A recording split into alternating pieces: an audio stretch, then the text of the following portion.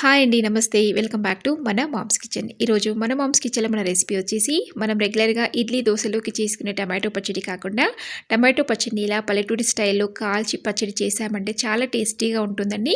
ఇడ్లీ, దోస అలాగే వేడివేడి అన్నంతో పాటు చపాతీతో కూడా సర్వ్ చేయొచ్చు.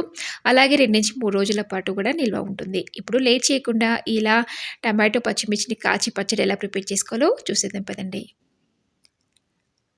ముందుగా నేనిక్కడ స్టవ్ ఆన్ చేసి మనం పుల్కా చేసుకునే ప్లేట్ ఉంటుంది కదా! జాలి ప్లేట్ అది పెట్టేసుకొని ఒక 4 టమాటోస్‌ని వాష్ చేసినవి తుడిచిపెట్టుకొని ఇలా ఆ జాలిపై పెట్టుకొని వీటిని కాల్చుకోవాలండి. అటు ఇటు తిప్పుతూ లోపలి వరకు కూడా కుక్ అయ్యేలా కూడా బాగా కాల్చుకోవాలి.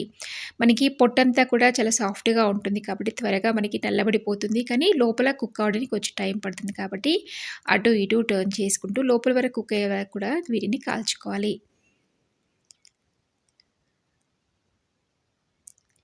చూడండి మనకి పొట్టంతా కూడా కొద్దిగా నల్లబడుతుంది కదా! అలాగే అన్ని వైపులా కూడా పొట్టు నల్లబడే వరకు కూడా లోపల కుక్ అయ్యే వరకు కూడా బాగా కాల్చుకోవాలి. అప్పుడే మనకి టమాటాలో ఉండే పచ్చి వాసన అంతా కూడా పోతుంది అండ్ టేస్టీగా ఉంటుంది.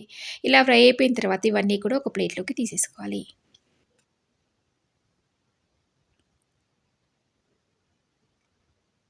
చూడండి టమాటోస్ అన్నీ కూడా ఒక ప్లేట్‌లోకి తీసేసుకున్న తర్వాత మనకి దీనికి సరిపడినంత పచ్చిమిర్చి కూడా ఇలా వాష్ చేసినవి తీసుకోవాలండి.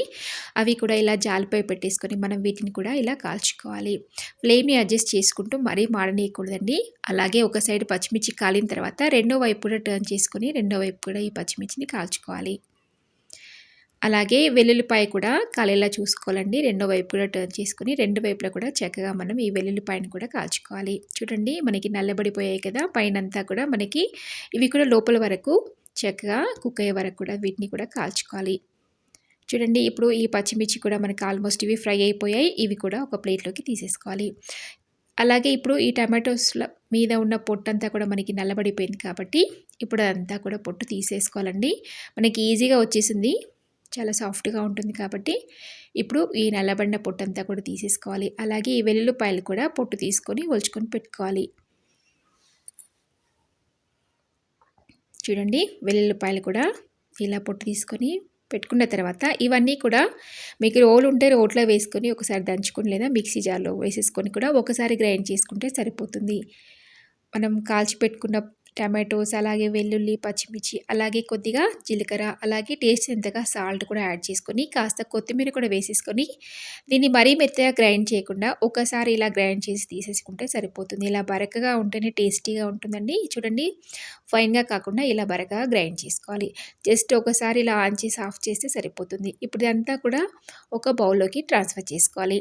చాలా టేస్టీగా ఉంటుందండి. ఇలా టమాటోస్, పచ్చిమిర్చి కాల్చి పచ్చడి చేయడం వల్ల వేడి వేడి అన్నంతో చాలా టేస్టీగా ఉంటుంది.